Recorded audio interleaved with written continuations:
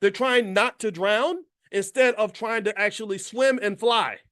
Right. So I don't want to not drown. Right. Not drowning is low level, low vibrational thinking. Thank God you paid my student loans because now I'm not gonna die in debt. That's great. But then at that point, it's like, okay, let's really talk about the next step.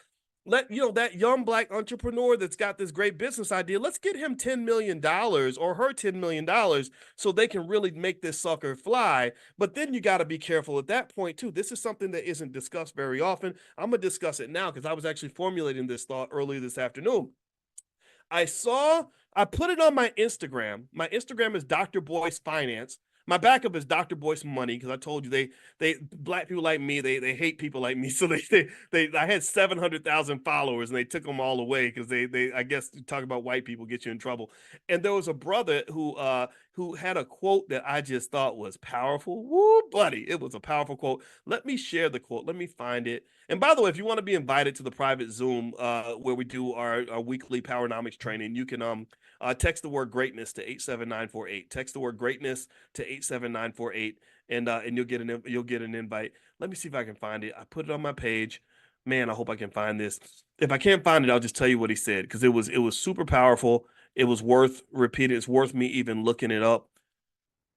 Okay, I can't find it, so I can't quote the person who said it, but if I find it, I will mention it in the future and give him credit. He said this that was really, here we go. Man, I found it. Great, great, great. Um, Let me show you, and y'all can help me. Forgive my ignorance. I don't know much about the person who said this, but I know that he's brilliant. Whoever said this, because he's 100% correct. He says, if we don't, hold on, wait, give me a second. Let me get this thing off my screen. He says, if we don't handle our independence very well, colonizers will come back in the form of investors. If we don't handle our independence very well, colonizers will come back in the form of investors. Now, I want you to sit on that for a minute, and I'm going to say it one more time because I want us to meditate on this and I want us to really be conscious about what is being said here. If we don't handle our independence very well, colonizers will come back in the form of investors. So he says that the mandate is on us to really know what it means to be free, to fight for the freedom, and to defend the freedom.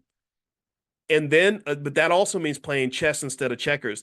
And so he says, if we don't handle it very well, our colonizers, the pimps will come back and they're going to come back and they're going to present themselves as investors. They're going to say, we really like what you guys are doing over here. And we really think that your business is really great. And we're the good white folks. We're not colonizers like those other ones. So we just want to invest in your business, or we want to sponsor your event, or we want to do or we want to give money to your institution, right? And you're like, wow, this is so great. Good white people, they're helping us out. This is awesome.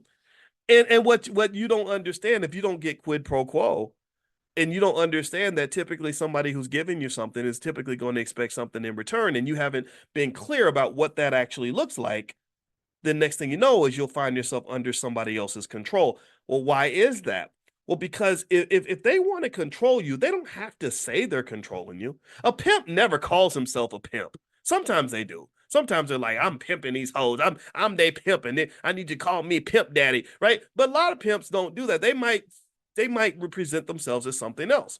No, I'm just your special friend. I'm the father figure you never had. I'm the man who loves you. I'm the man who protects you. I'm just here to have your back, right? And so what effectively can occur is that when you talk about these things like integration, when you have good white folks that show up and offer us things and kind of say, here, come on in. Like we don't have an issue with you.